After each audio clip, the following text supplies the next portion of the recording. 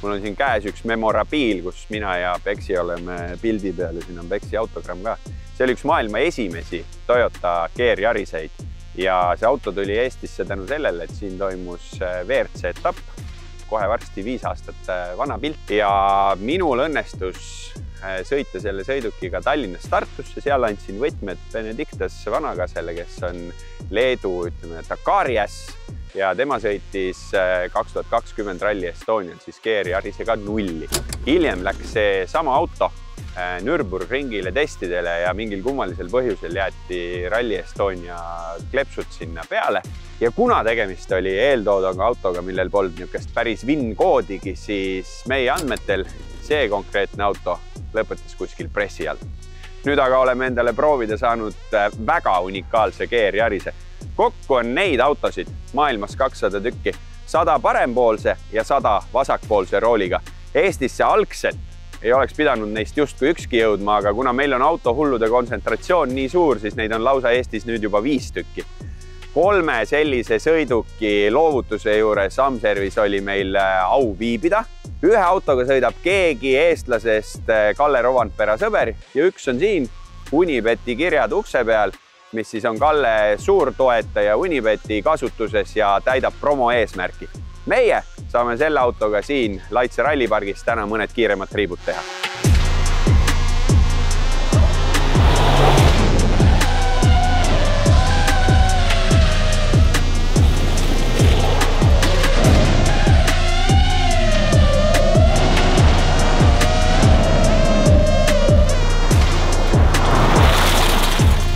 Enne kui lähme nende detailide juurde, mis eristab siis Kalle Rovanpera eriversiooni tavalisest GR Yarisest, räägiks ka mõne sõnaga GR Yarise uuendustest, sellepärast et see auto läbis hiljuti värskenduse ja oli ka Eesti autogala 2024 sportauto kategooria finalistiks. Väga lihtsasti öeldes on rohkem väänet, rohkem jõudu, natukene agressiivsem disain ja valikus manuaali kõrval ka 8-käiguline automaat. Kui GR Yaris juba oli niisugune päris ülbe väljanägemisega väikene kuumpära, siis uuendusega suuremad õhuvõtuavad ja siis selline esimene radiaatori võre, kus siis paistab radika peal see GR4 kiri ja no natukene on ka esituled muutunud. Tagaosas on muudatused võib-olla veidi väiksemad, aga olulised. Tagatulesid ühendab niisugune LED valgustriip. Tagumine pidurituli, lisapidurituli on toodud siit klaasi ülaservast siia alla ja sellel on tegelikult praktiline põhjus. Nii saab siia sõidukile järel paigaldada suuremaid spoilereid ja ei jää seda lisapidurituld segama. Ja võib-olla ära märgiks ka selle stange alumise võre, mille tagant siis sumpapütt välja paistab. Muudatused sõiduki salongis on väga silmatorkavad. Näidikute plokk on digitaalne ja kogu see nii-öelda armatuuri osa moodustab ühtse terviku, et infolusti ekraan ei ole enam niimoodi eraldi väljaturritav asi. Ja muidugi, mis on oluline, on kuulatud ka kasutajaid. Ehk et üks mure, mis inimestel oli, et peegel jääb vaateväljale ette. Selle jalg on nüüd lühem ja istumisasend on viidud ka juba veidi madalamaks. Mis toimub kapoti all? Silmaga võib-olla väga ei eristagi midagi, plastikut siin natukene teistmoodi, sest et mootor on ju ka põhimõtteliselt sama ikkagi. 1.6 turbokas 3 silindrit, aga kui see varem oli GR Yarisel 268 hobujõudu, siis nüüd on 300 hobujõudu. Insenerid mudisid veidi sisselaskeklappe, kolvid tehti kergemaks ja muudeti veidi ka sissepritset. Aga mis teeb eriliseks Kalle Rovanpera versiooni? Muidugi paljud asjad on visuaalsed, näiteks see disain, mis meenutab veidi Toyota WRC tiimi, aga selle on disaininud üks Kalle sõber ja see auto on selliseks värvitud, mitte kleebitud.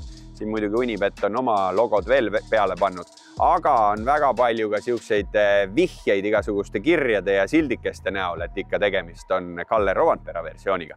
Esitiibadel Kalle autogramm ja tähis, et ta on WRC meister.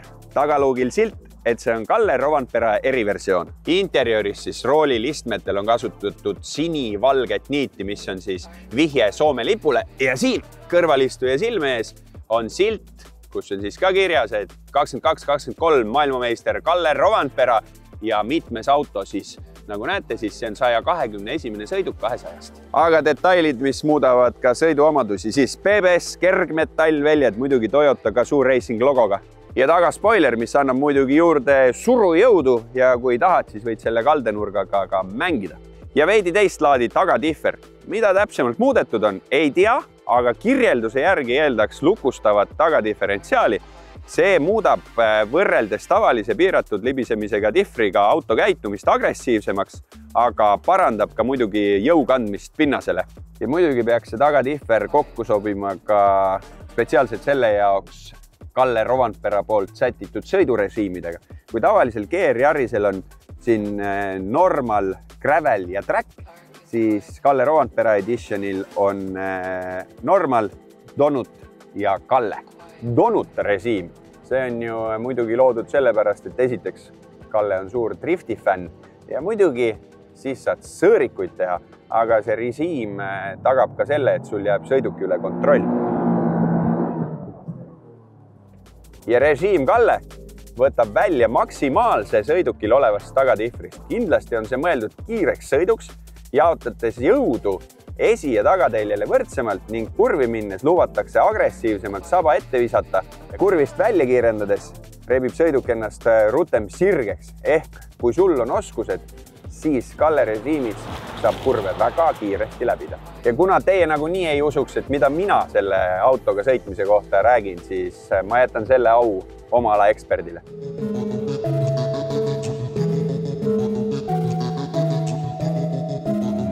Suur tänu Unibetile, et nad andsid seda erimudelit mulle siin Laitse rallipargis proovida. Mul on hea võrdlus eelmisest mudelist, millel olid teatavad miinused ja probleemid.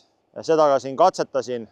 Käsipiduriga mängisin päris palju, et saada autot keerama ja libisema. Taga multiplate sidur kuumaks ega libisema ei läinud.